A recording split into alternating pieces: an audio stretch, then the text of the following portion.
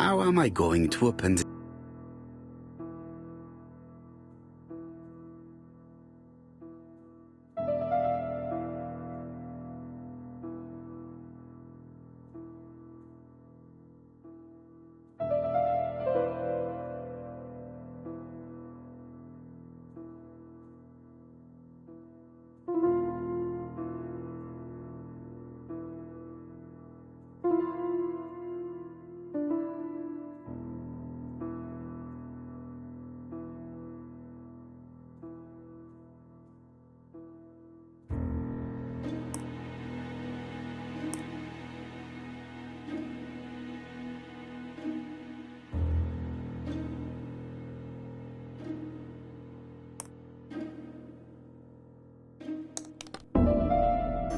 Leaving the code on the trunk.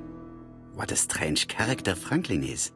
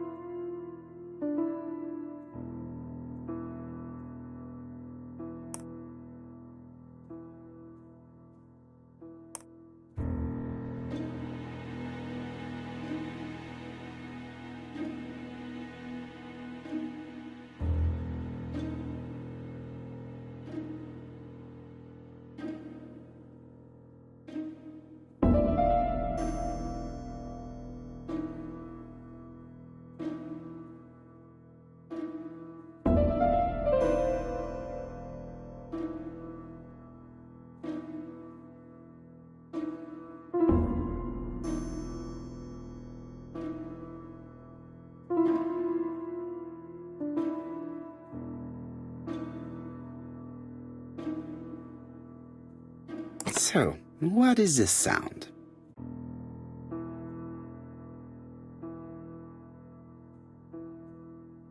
I should be able to open the trunk now.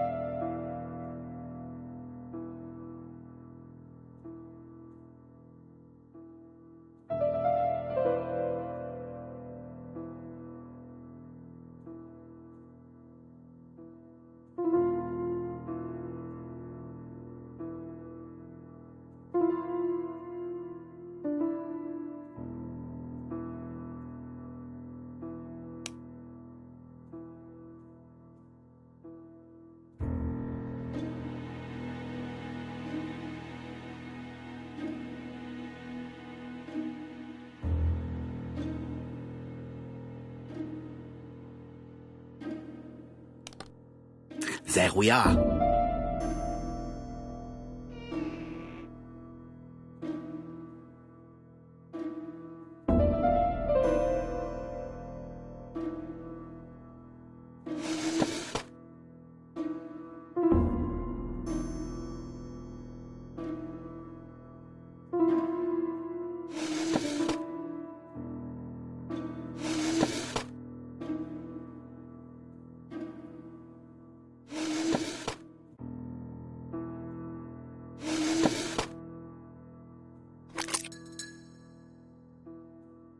Why has Franklin put an Allen key inside his trunk? I'll borrow it for a minute.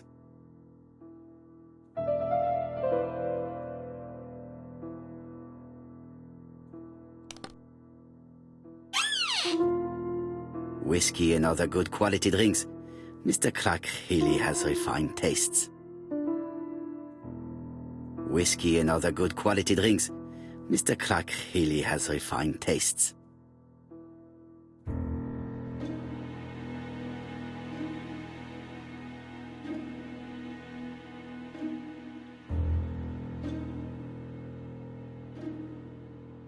Whiskey and other good quality drinks. Mr. Clark.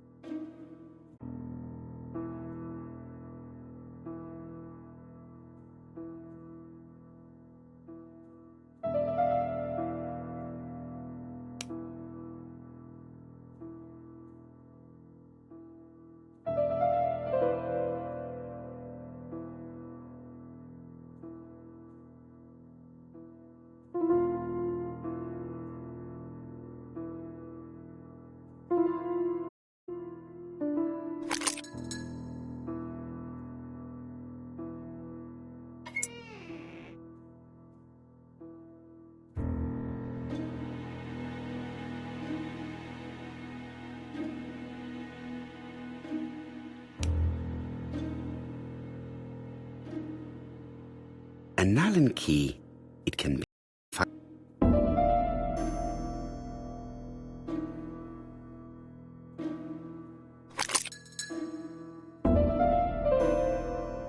another screw.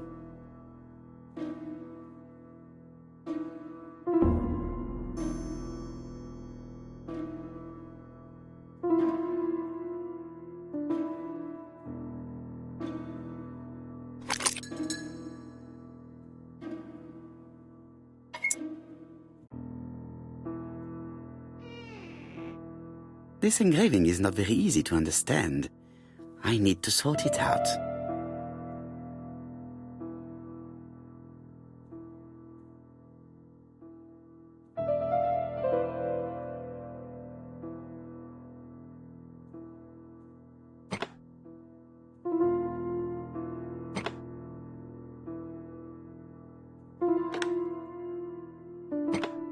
It is blocked.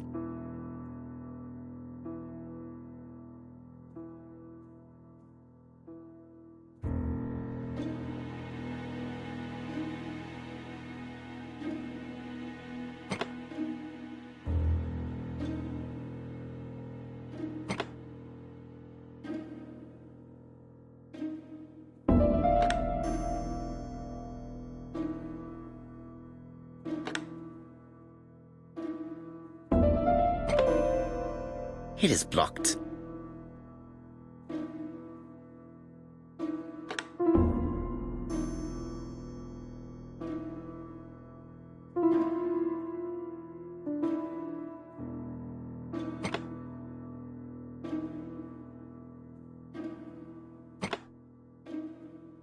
It is blocked.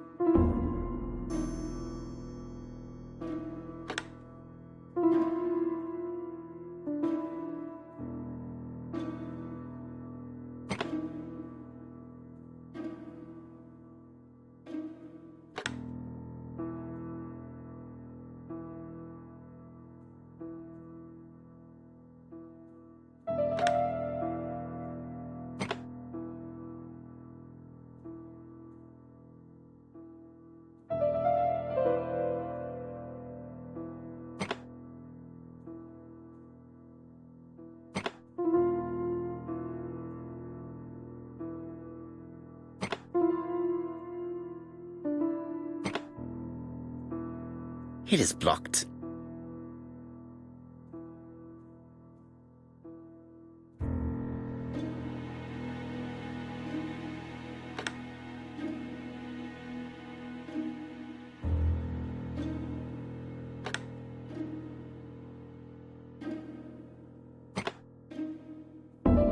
It is blocked.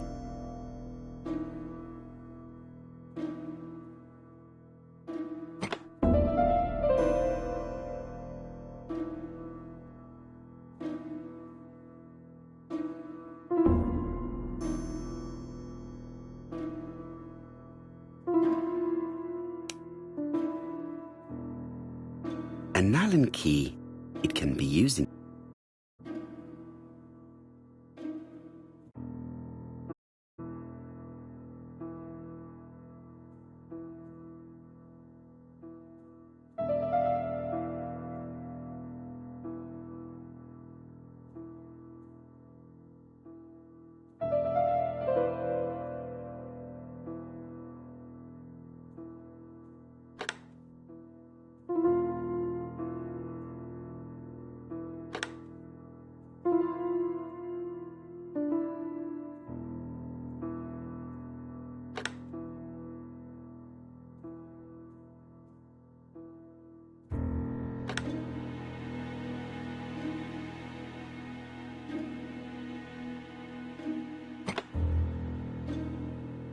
It is blocked.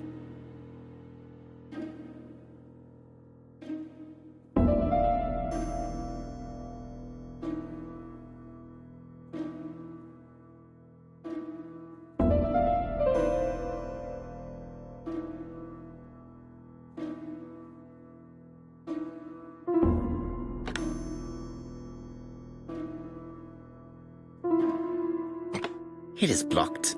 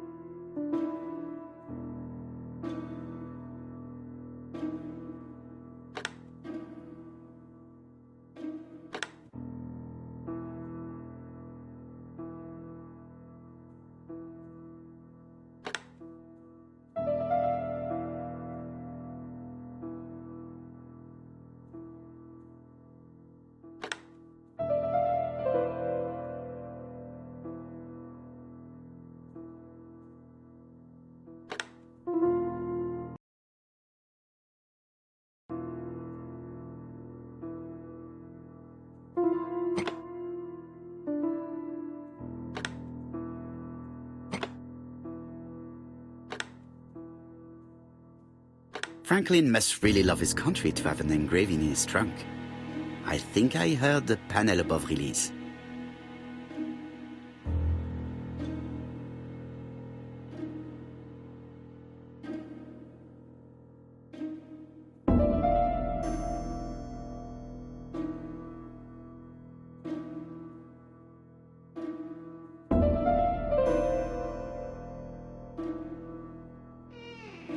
A signet ring?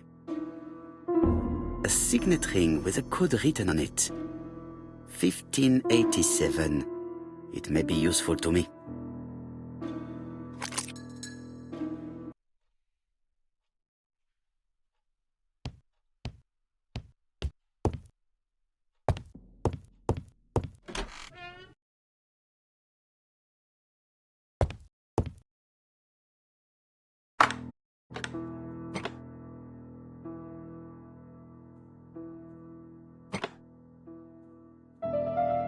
I think that signet ring should be placed here.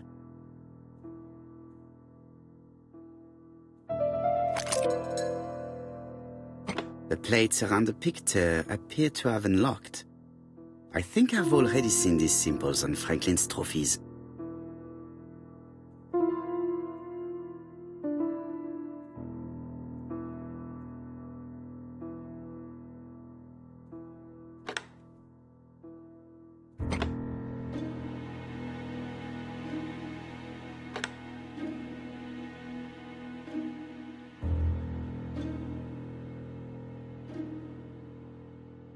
Brazil.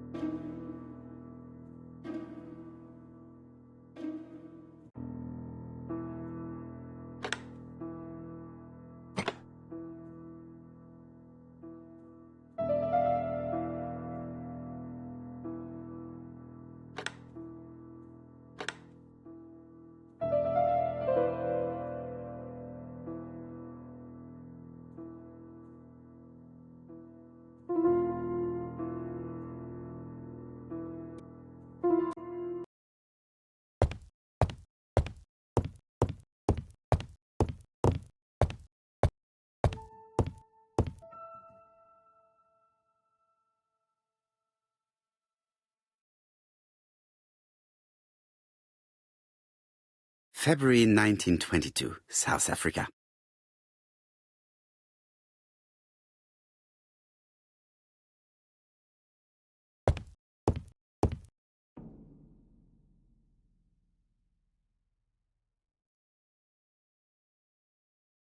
I-1920, Alaska Peninsula.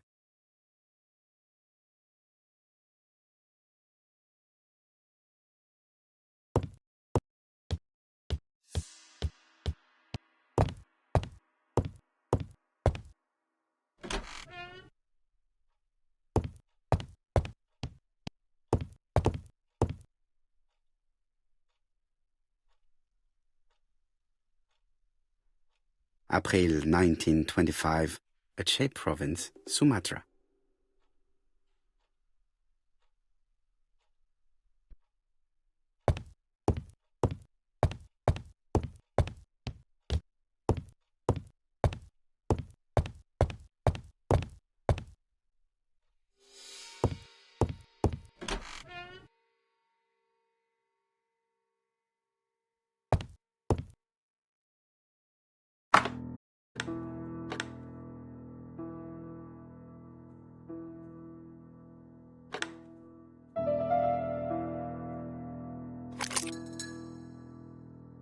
The plates around the picture appear to have unlocked. I think I've already seen these symbols on Franklin's trophies.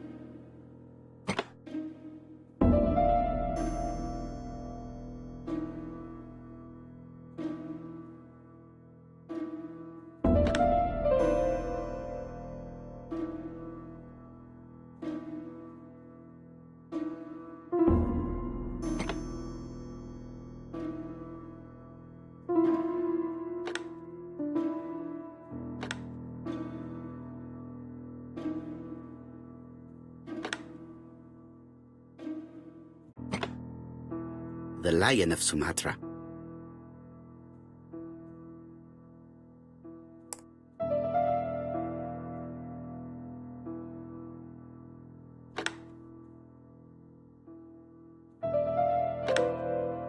The Alaskan Kodiak bear.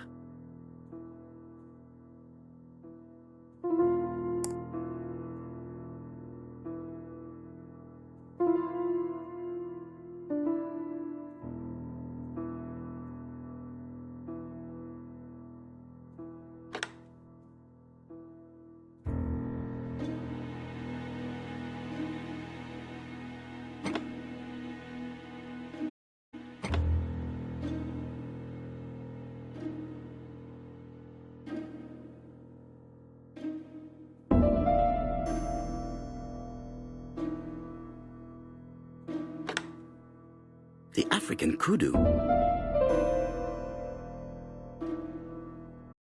I heard the sound of a mechanism. Strange way of protecting one's safe. Triangulating one's hunting sites on a map.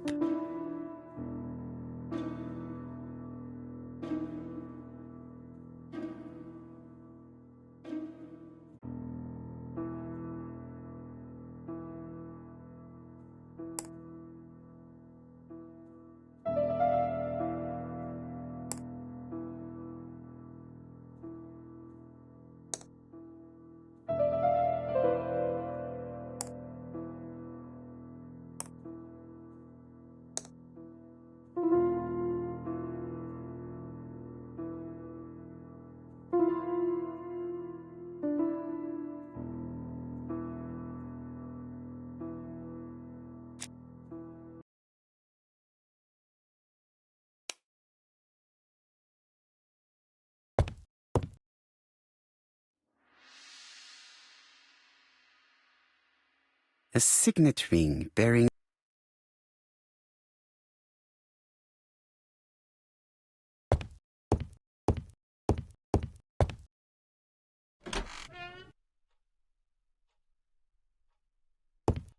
I've finished with this subject.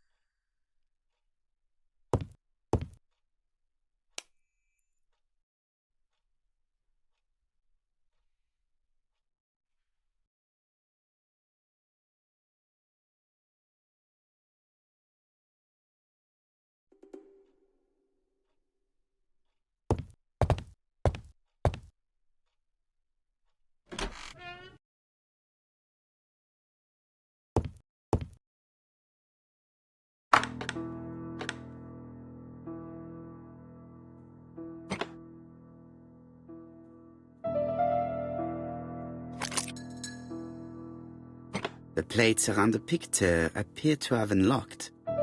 I think I've already seen these symbols on Franklin's trophies.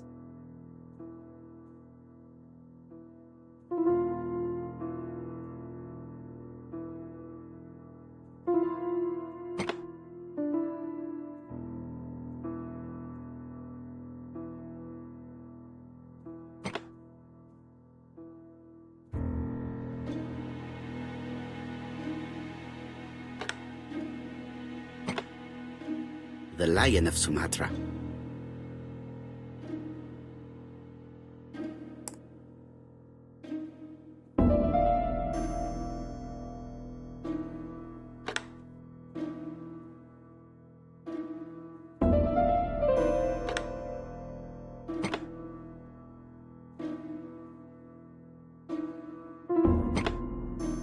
The African kudu.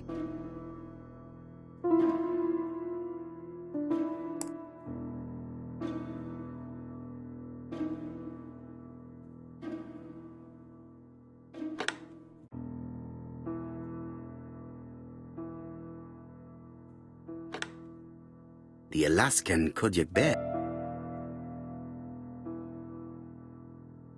I heard the sound of a mechanism.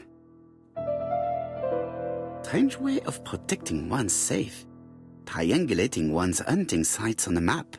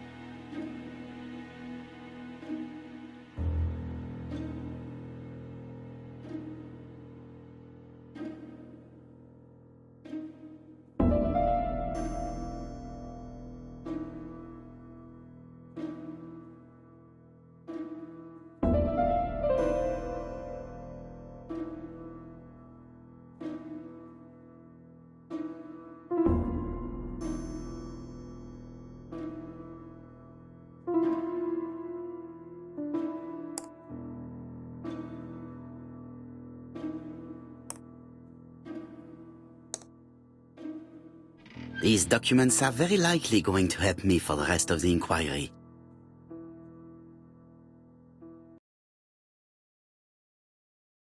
A dozen gold sovereigns. Some shares for the Southern Railway and some treasury bills. This is not worth much, hardly enough to justify your robbery.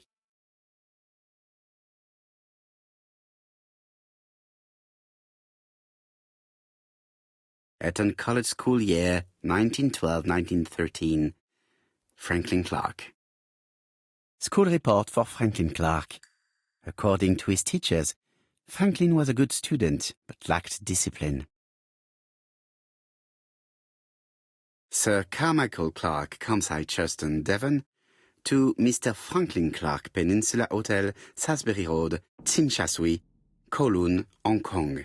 Comside, 1935, January the 12th. Dear Franklin, first, I wish you a good start to a successful new year. I have received your letter dated December 10th. Thanks for defending my interest against Wang, this robber. Things could have got pretty bad if you weren't a real cold-blooded guy. I envy you for that. Things go on here much as usual. Charlotte is moderately free from pain. I wish one could say more. You may remember Thora Gray. She is a dear girl and a greater comfort to me that I can tell you. I should not have known what to do through this bad time but for her. She has an exquisite taste and shares my passion for Chinese art. No daughter could be a closer or more sympathetic companion. Life has been difficult, but I am glad to feel that here she has a home and true affection. You wrote me you want to stay in China for 1 more year or even longer. I don't object. The longer you stay, the more opportunities you will have to increase our collection. Nonetheless, you should know that we miss you here, and that Charlotte will be gone by the time you come back. I am, dear Franklin, your truly affectionate brother.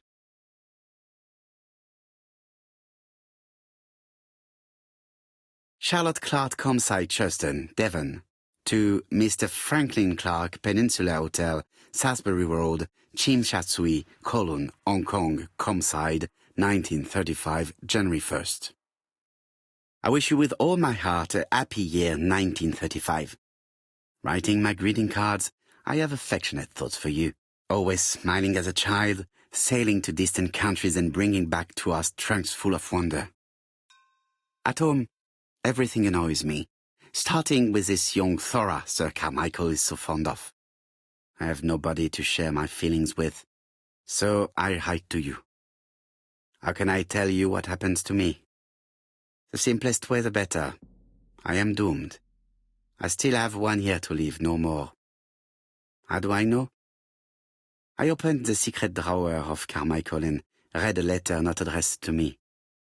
In this letter, Dr. Logan tells my husband in the most direct way the truth he conceals from me.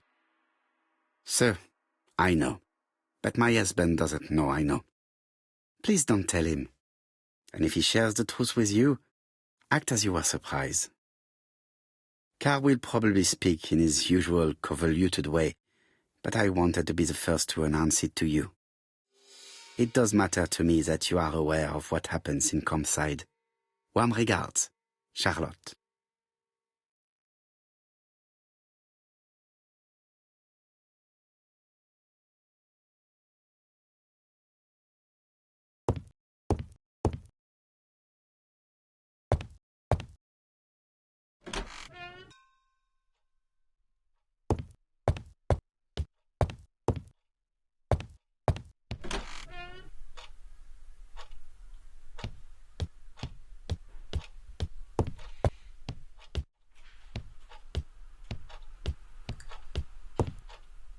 The door is locked.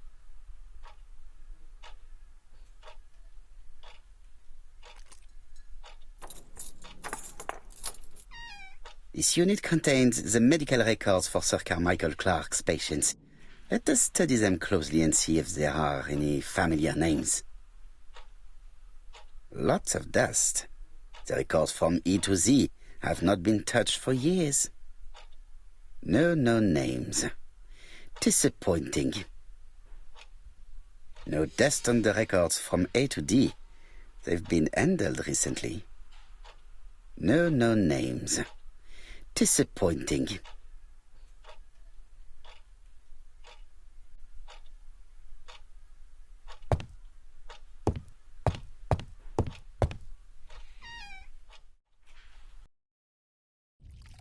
Where is the horrible smell of carrion coming from?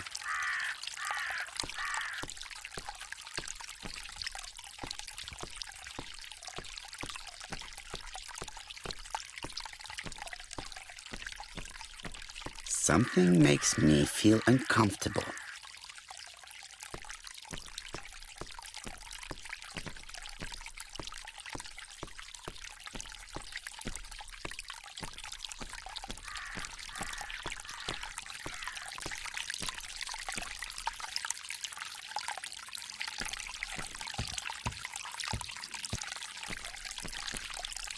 I would like to congratulate Clark's gardener. What symmetry!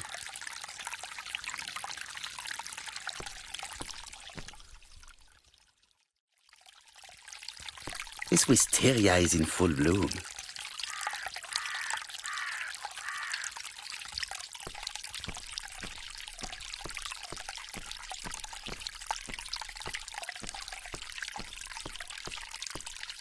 This fountain makes a very relaxing sound.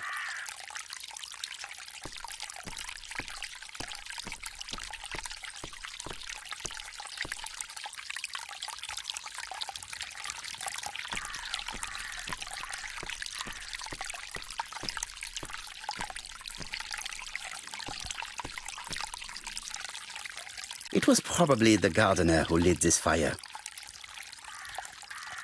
Look here. I wonder if someone wanted to get rid of these papers. This object will probably be useful to me.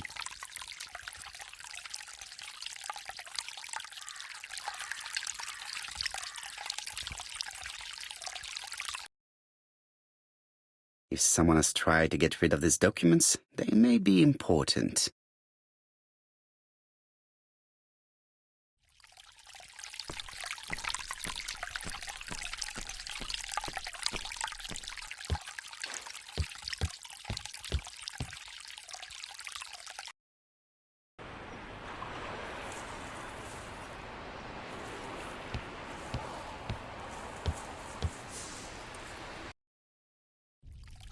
Where is the horrible smell?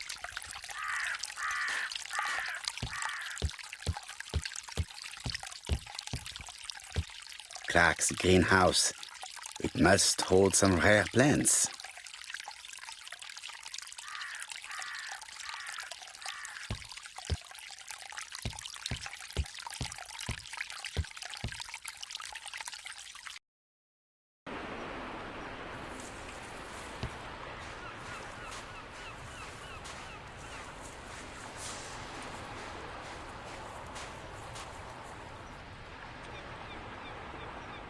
May you have peace, Carmichael. Charlotte.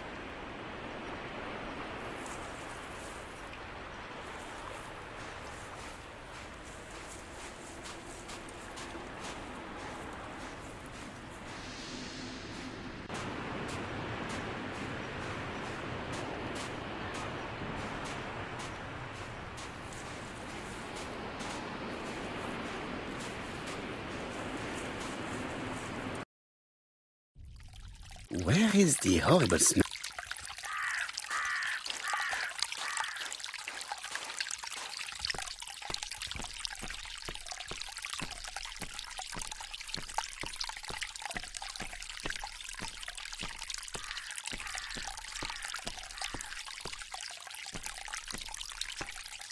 This fountain makes a very relaxing.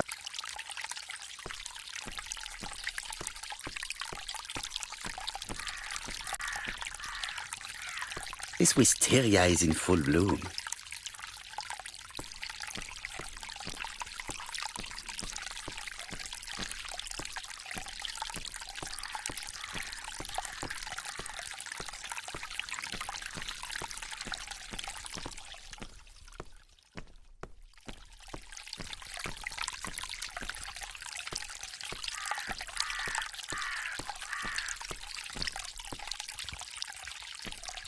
would like to congratulate.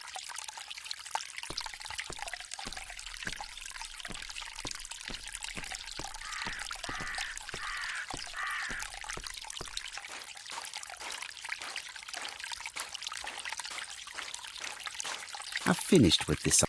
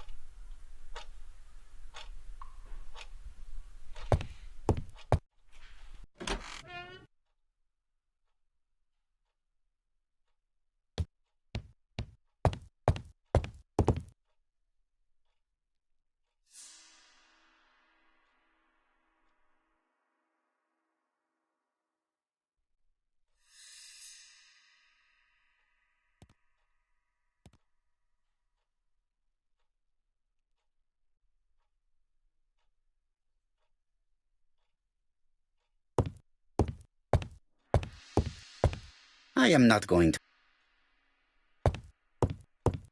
Best to leave her to.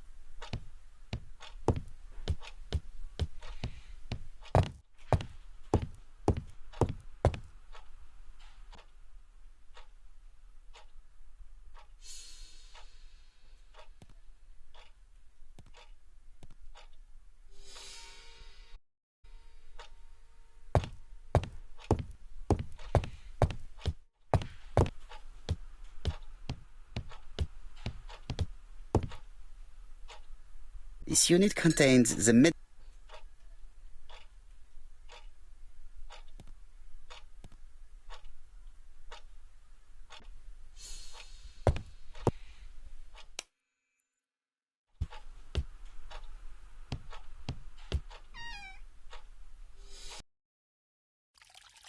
Where is the horrible smell of carrion?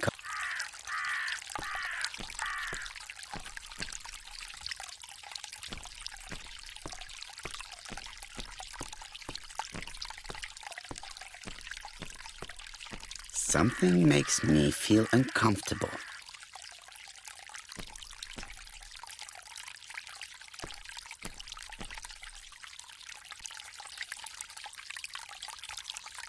Brown pellets. Revolting.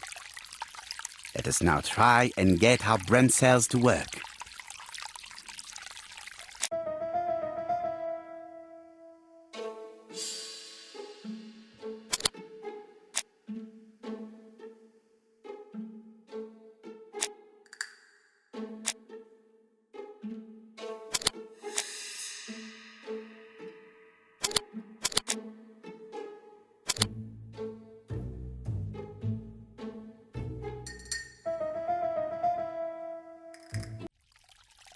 Everything that Thorogray has left behind comes from Sir Carmichael's collection.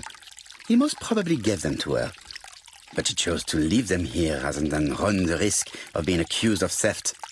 It is understandable when you know just how much Lady Clark mistrusted her.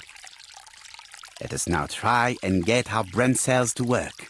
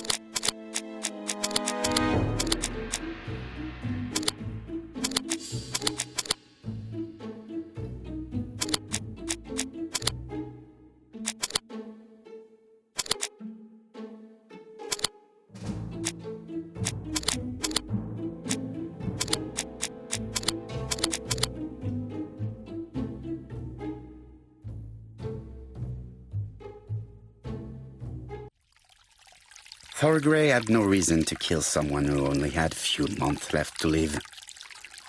The poison she ordered was for rats. The gardener must have made good use of it, considering the stinking remains on the path, not far from the property. I've finished here.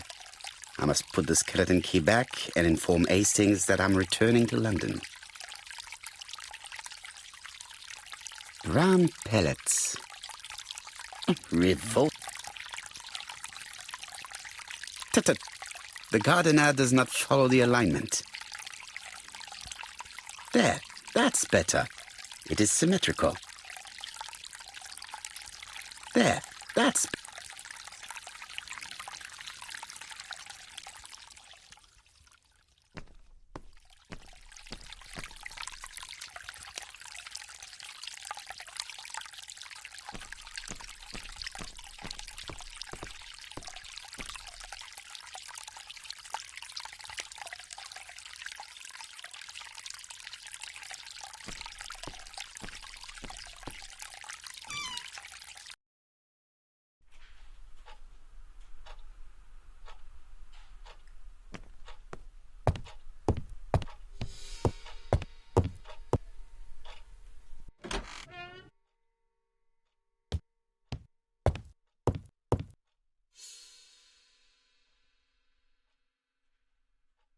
April 19.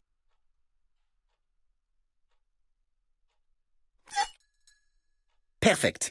Nothing else is keeping me here.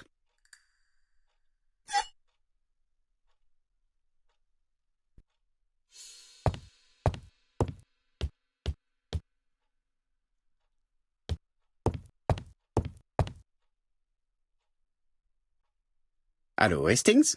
I have finished in Shurston. I will take the first train. Tell me, do you know how to restore writing on a burnt document? Yes, you just have to soak a cloth with a hydrochloric acid solution and rub the sheet of paper. Then the characters appear. Bien. You have been of great assistance, Hastings. Could you please order the solution as soon as possible? Of course, but what documents do you want to read? You will see, my friend. À ce soir.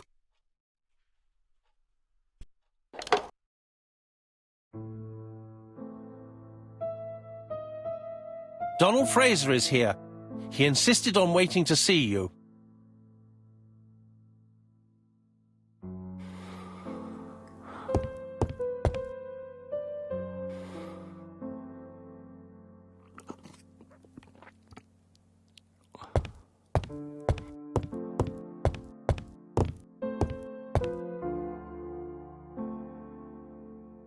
This man is tired.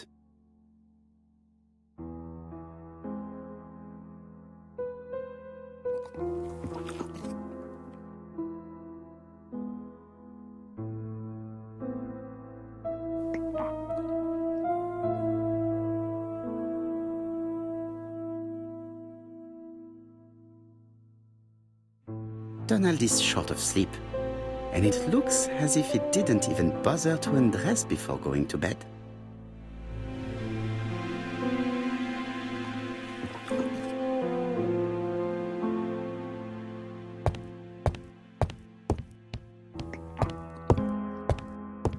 Mon ami, it is a pleasure to be working with you again.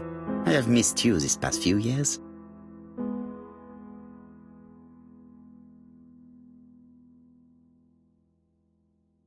Royal Mathematical and Statistical Society's Bulletin, September the 9th, 1935. The Alphabet Murder, a methodical madman. It's highly probable that the alphabet murderer will kill again.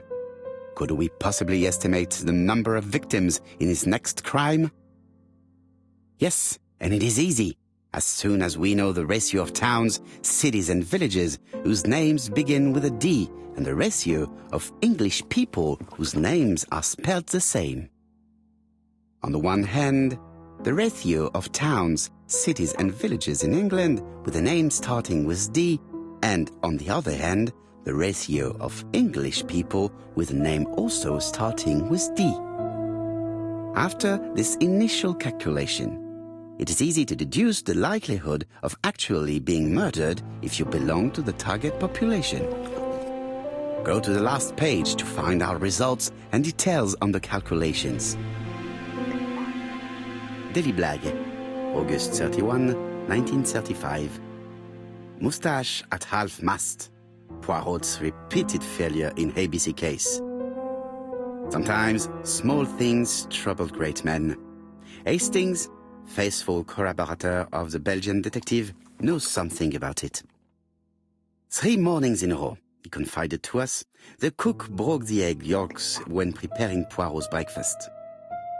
This apparently casual event has greatly disturbed my friend, to the point it breaks his concentration and slows his judgment. I also noticed his moustache, of which he is so proud, being duller than usual. Poirot, I assure you I haven't said any such thing to the journalists. They twist everything.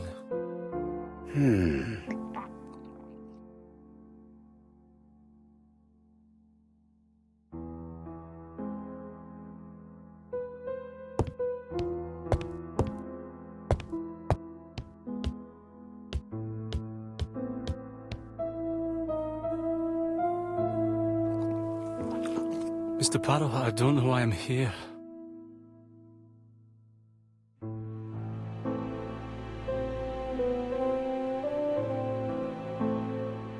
You wanted to talk, and you came to find the only man capable of hearing you. Mr. Poirot, since Betty's death, I've doubts about myself. I don't know what to do. And I keep having a horrible dream 3 nights in a row.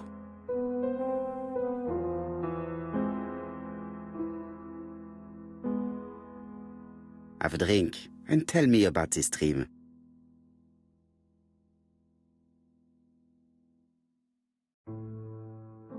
It's always the same. I'm on the beach with Betty. I grab her round the throat And I squeeze and squeeze until she's dead. Her head falls back, and I see that it's no longer Betty. It's Megan's face. Have you seen Megan Barnard recently? Yes, our grief has brought us together. I never really knew her before. She's really quite a remarkable girl. But I would never tell her about my dream. Why not? Is it her you are attacking in your dream? No, it's Betty. And once Betty is dead, it's Megan's face that appears in its place. Very interesting. Let us now try and get our brain cells to work.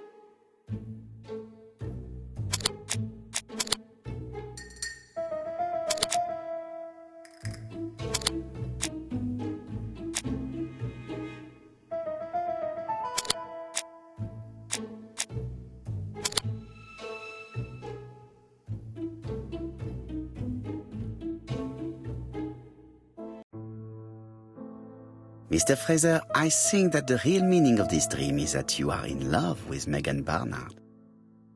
Please go on. Do. This dream certainly betrays your guilt. Oh. But what do you feel guilty about? Having killed your fiancée? Possible. Or forgetting her very quickly for her sister? Certainly. And this forgetting is perceived as a second death. So you don't really think I was the one who killed Betty? I do not exclude this theory. I am simply saying that I do not need to know that fact to explain your dream and your guilt. Thank you for being frank, Mr. Poirot. You've helped me a great deal. I'm going back to Bexhill. I'll not take any more of your time up. It is late, Mr. Fraser, and you are tired. I'll sleep on the train. I like trains. It's easy to sleep rocked by the sound of the wheels. Poor boy, he seems completely lost. Well, women seem to like him. I think Megan will take care of him. Oh, I remember. Did you order the product I needed? Yes, we'll be receiving it tomorrow. Bien, it is late, and I asked Miss Gray to come tomorrow morning. I have a few questions I wish to ask her.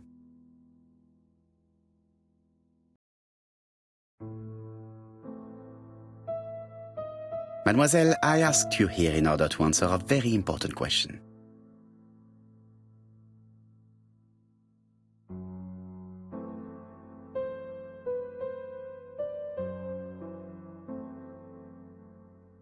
Am I right in thinking you said that you did not speak to anyone on the day Sir Carmichael was murdered?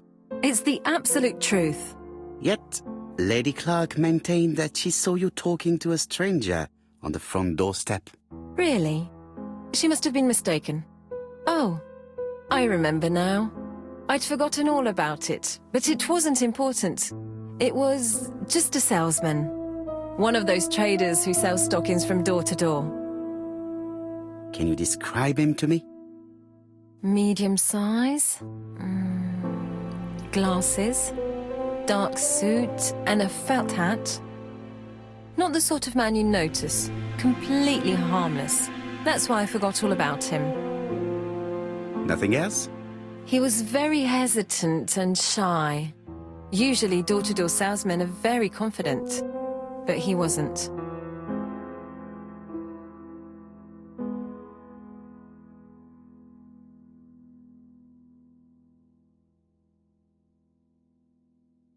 You did not leave Churston willingly, I believe. I don't wish to lie. Lady Clark did not appreciate my presence. And Franklin could not go against the wishes of a sick lady. He is a good man, and he worries a great deal about his sister-in-law. I noticed that you left some personal belongings behind at Churston.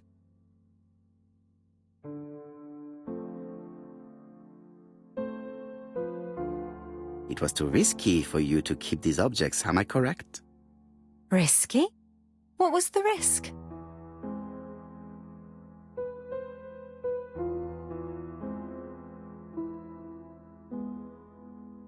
You know very well what Lady Clark might have said if you had kept these objects. Indeed. These objects were gifts. But Lady Clark would have been convinced that I'd stolen them. By returning them, I put an end to such evil gossip. Bien. I must ask you one last question.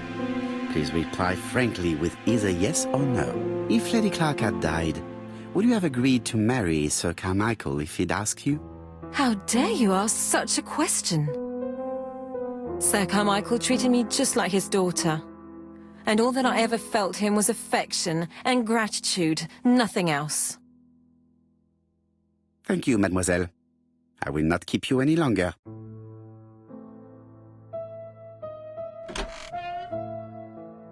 I met Thora Grey on the stairs. Her cheeks were ablaze, and she appeared to be deeply hurt. Poirot, have you offended the poor girl again? Do you have good reasons for accusing her? I accused her of nothing, Hastings. I simply asked her an important question she did not answer. Let us see if we can answer it for her.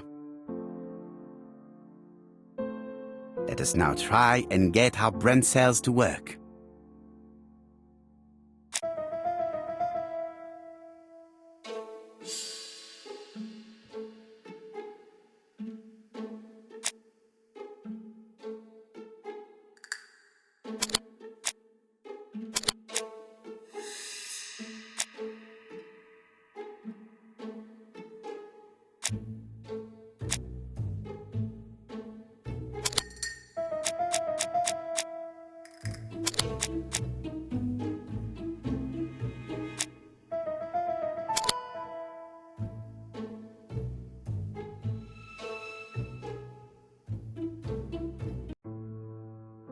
You must know how to read between the lines, Hastings.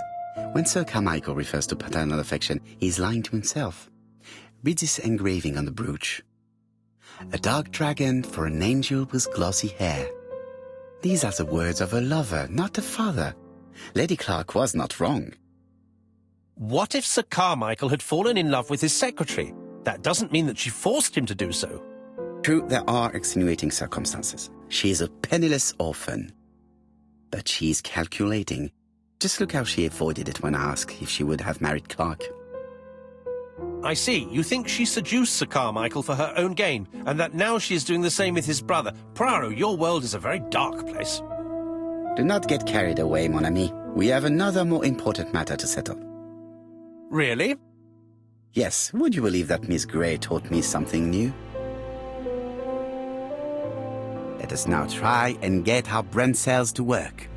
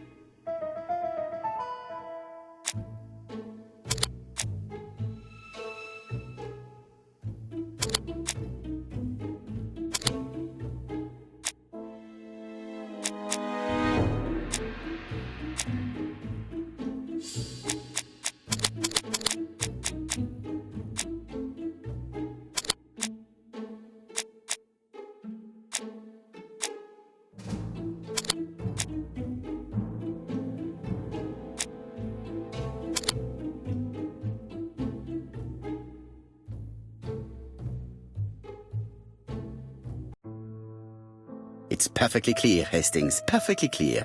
Indeed, a stocking seller visited Andover, Bexhill and Churston on the day of each murder. We have our suspect. This should be of interest to Job.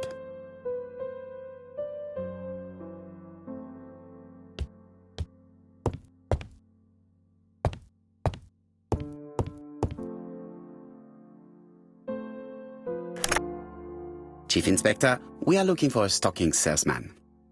I see you have a suspect. Yes. Contact all the stocking wholesalers who may employ him. Your suspect is a salesman? No, he does not take orders. He sells door to door. Right. The hunt is on.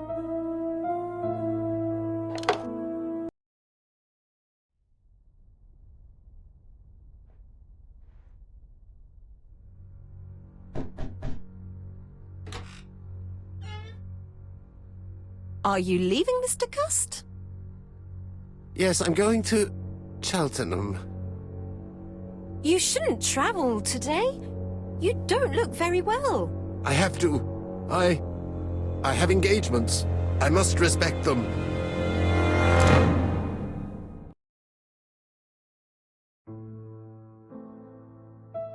Can you get the post, Hastings? And why don't you go and get it yourself? Très bien. What's going on? I've never known Hastings to be so disagreeable.